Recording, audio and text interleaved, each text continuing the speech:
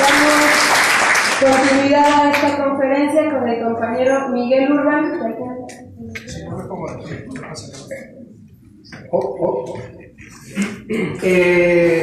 Muchísimas gracias a todos y a todas por venir aquí, por venir un sábado y viendo lo difícil que está el tráfico en México, tiene prácticamente un doble mérito estar aquí. Por eso muchísimas gracias por venir aquí y sobre todo por esta charla a los compañeros y a las compañeras del CSR por organizarla. Es un placer el poder dialogar con todos ustedes. Nosotros hemos venido además, al final el que coge el micro solo es una persona, pero hemos venido dos, la compañera Amelia, que también es de Podemos,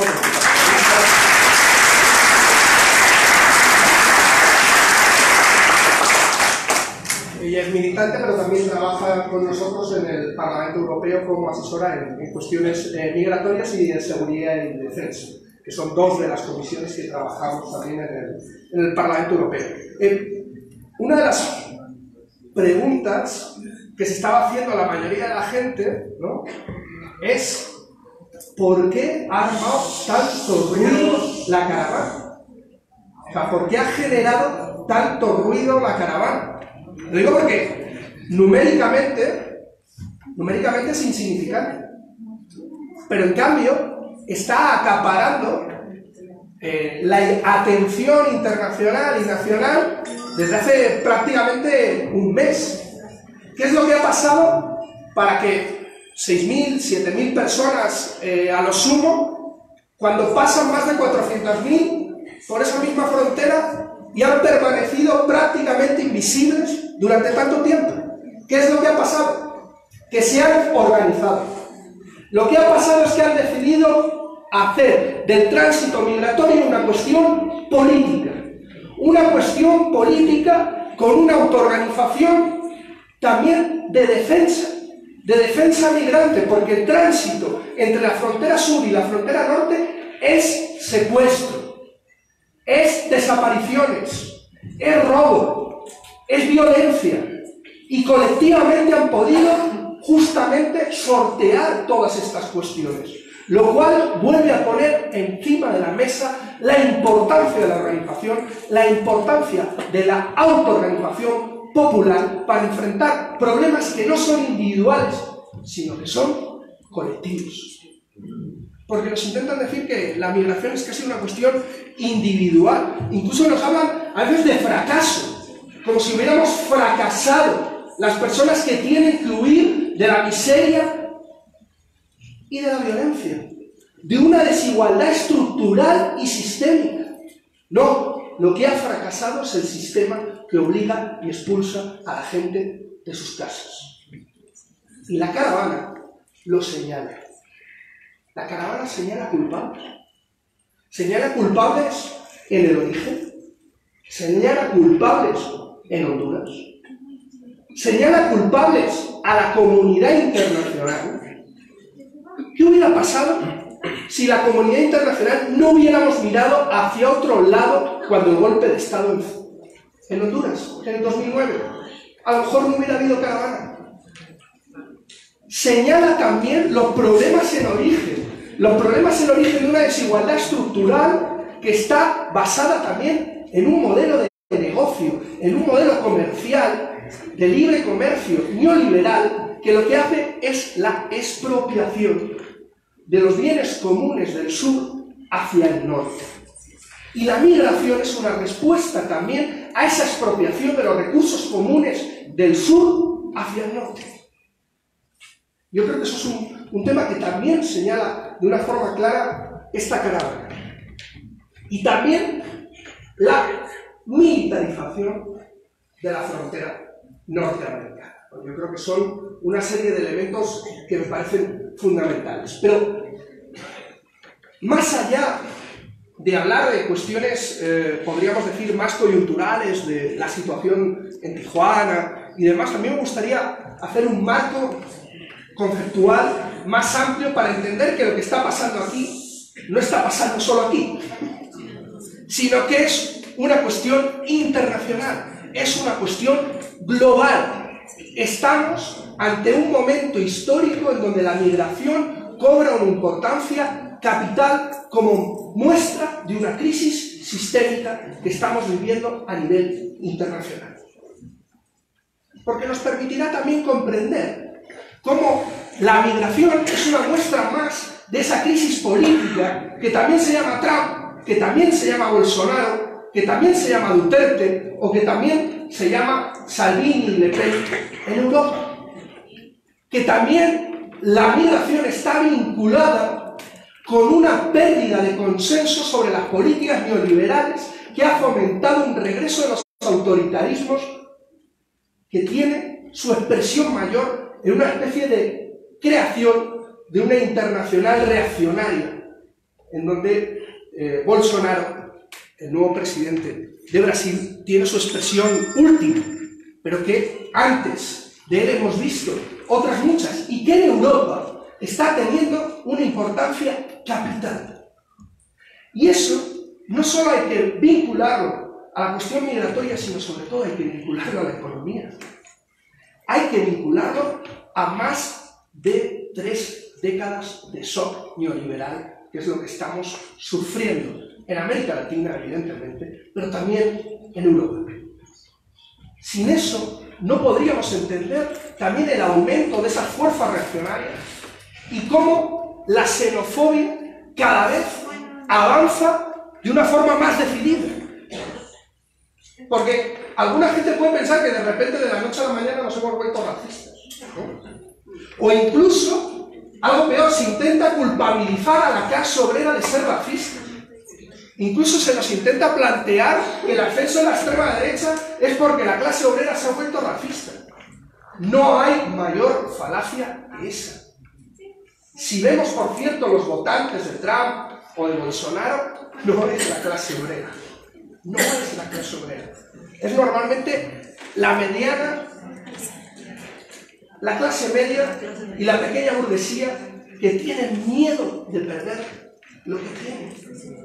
Es pequeña burguesía atemorizada y unas élites que han comprendido que el consenso sobre sus políticas se ha perdido y que necesitan justamente un rebrote autoritario para poder aplicarlas.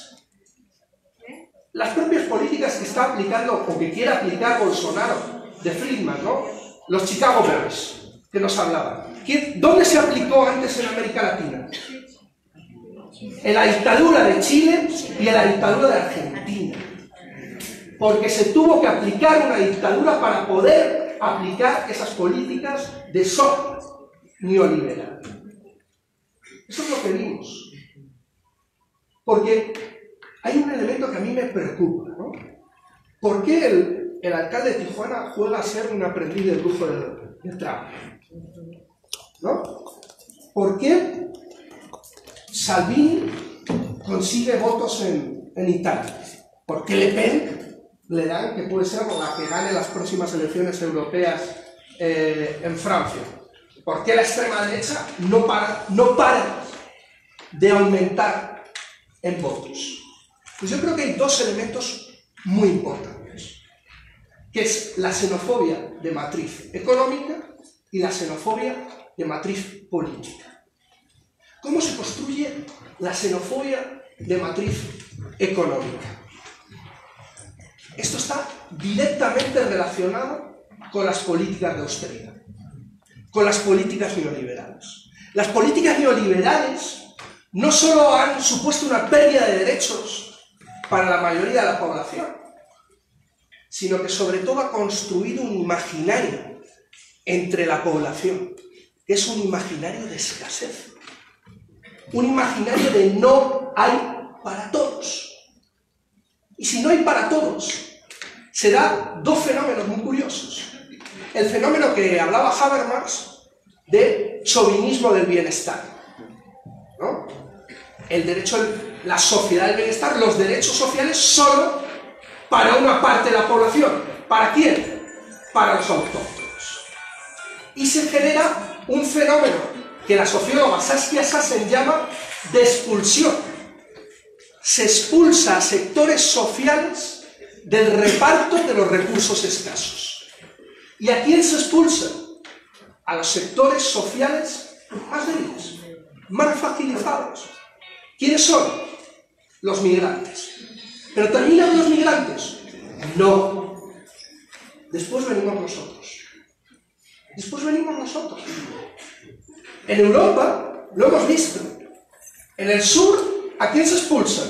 En el sur de Europa, a los migrantes subsaharianos. Pero en el norte, por ejemplo, el Brexit, el voto del Brexit en Reino Unido, era un voto de expulsión de sectores sociales del reparto de recursos escasos, como por ejemplo el trabajo, pero no a subsaharianos, a portugueses, a españoles, a polacos, que son los que competían por esos recursos escasos con la población del Reino Unido. Entonces, es las políticas de escasez neoliberal las que construyen ese imaginario de escasez que permite la justificación de una xenofobia de matriz económica de expulsión de sectores sociales, que nos plantean una pregunta, que es ¿quién tiene derecho a tener derechos en el siglo XXI? Porque lo que nos están planteando es que no todos tenemos derecho a tener derechos, no, solo los de casa. Y luego van a ser, bueno, solo los que no sean pobres. ¿Por qué? Porque se ha dejado de luchar contra la pobreza para luchar contra los pobres. Eso es lo que ha pasado. Porque el problema para los europeos, para los mexicanos, para los norteamericanos, no viene en patera, no va en caravana, va en yate. Va en yate. El problema es que la única minoría peligrosa son los ricos, son los multimillonarios. Eso es lo que hemos visto.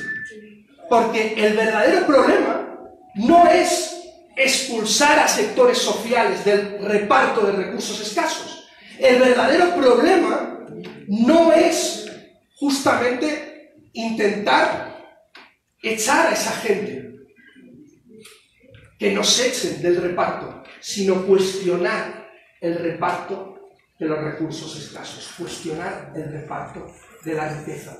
Nunca habíamos tenido sociedades tan desiguales como las que tenemos ahora. Nunca, nunca. Y esos son datos objetivos.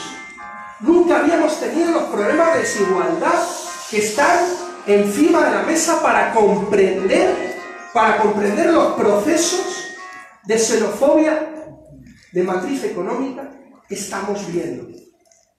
¿Cuál es la alternativa que tenemos que poner encima de la mesa?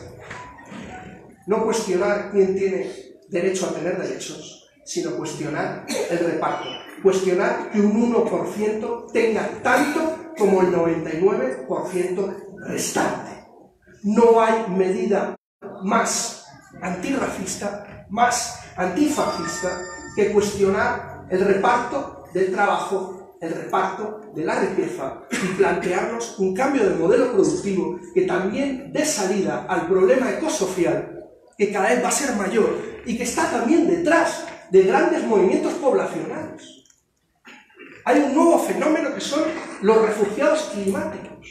Gente que se ve obligada a salir de su territorio porque no puede vivir ahí ya. Evidentemente, lo más significativo es cuando directamente islas desaparecen por el crecimiento del mar. Pero, por ejemplo, en Bangladesh vemos que todo el delta, con la entrada del mar, lo que está haciendo es impedirlo para la agricultura. Que la gente que vive ahí no pueda vivir de lo que ha vivido históricamente. Y eso es producto de las políticas humanas, de las políticas de un sistema capitalista voraz, no solo con la vida de nosotras y de nosotros, sino también con los recursos del planeta. Según ACNUR, podemos estar en 2040 en más de 250 millones de desplazados climáticos. Se dice rápido, se dice rápido. Y ahí está Trump diciendo que no cree en el cambio climático y que no va a aplicar ninguna medida. ¿Por qué? Porque él no va a tener que huir de su casa. Porque él no va a tener que huir de su casa. le vamos a tener que echar. Esa es la cuestión, le vamos a tener que echar. Y el problema es que ¿cómo se consigue que no cuestionemos el reparto? ¿Cómo consiguen construir un consenso social para que en vez de mirar a Trump, miremos al hondureño de al lado, que está en el mismo problema que nosotros? ¿Cómo lo consiguen? Estigmatizando. Hay políticas públicas que tienen un interés claro en estigmatizar a la población migrante como sujetos peligrosos. Como sujetos peligrosos de las que hay que defendernos. Para en vez de aplicar políticas sociales, apliquemos políticas militares, políticas policiales, políticas securitarias. Porque al final lo que están construyendo es una guerra entre el último y el penúltimo. ¿Para qué? Para que no miremos arriba, que es donde está verdaderamente el problema. Ahí es donde tenemos que mirar. La construcción de la Europa fortaleza, que por cierto, Europa no puede dar lecciones a nadie de respeto de derechos humanos, a nadie, no se las puede dar a México, pero es que no se las puede dar ni a Trump, porque estamos aplicando políticas de xenofobia institucional, políticas de violación sistemática de los derechos humanos, que están convirtiendo el Mediterráneo en la mayor fosa común del mundo. El Mediterráneo es la frontera más peligrosa del mundo. Hemos visto cómo se está criminalizando a ONGs de búsqueda y rescate en el Mediterráneo. ¿Por qué? Porque rescatan vidas, no solo porque son testigos incómodos de nuestras políticas criminales. Ese es el problema. Y por eso se les criminaliza. Y se va a empezar a criminalizar también a las organizaciones que en México apoyen a las organizaciones migrantes, que apoyen a la caravana. Hay que estar prevenido contra criminalización.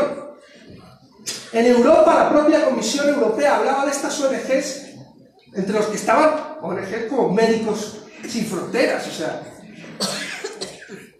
de que eran los taxistas de los traficantes. Los vinculaban con los traficantes de personas. Eso seguro que lo vais a ver más pronto que tarde también aquí en México. Y la propia alcaldía también ya hablaba de eso, de que había traficantes gestionando la caravana. Claro que sí, porque lo que se quiere es criminalizar a la ayuda solidaria, a los solidarios, a personas que han caminado